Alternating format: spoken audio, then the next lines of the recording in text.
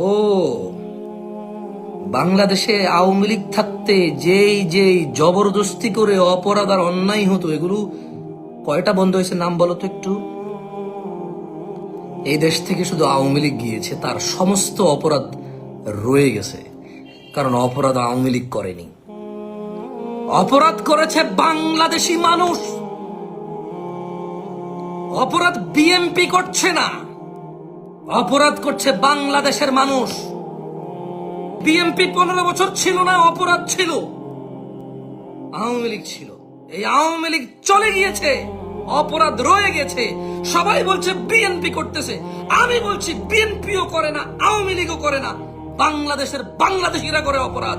মায়ের ছেলে করে, স্ত্রীর স্বামী করে, ছেলের বাবা করে, মেয়ের বাবা করে, জামাইয়ের শ্বশুর করে, ভাতিজার চাচা করে, ভাগিনার মামা করে, মামার ভাগিনা করে।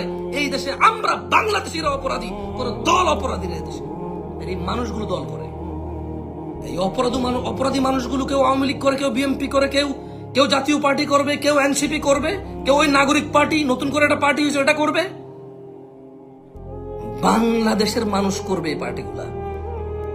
এরপর দোষ দেবে বিএনপি, দোষ দেবে আওয়ামী লীগ, দোষ দেবে এনসিপি, দোষ দেবে জাতীয় পার্টি, দোষ দেবে জামাত ইসলাম, দোষ দেবে হেফাজত ইসলাম। অথচ মানুষগুলো দোষী।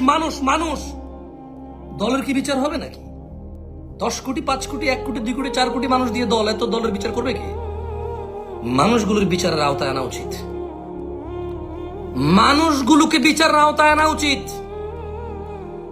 দল নিয়ে কথা বললে দল বলবে যে আমরা ওকে বহিষ্কার করে দিয়েছি।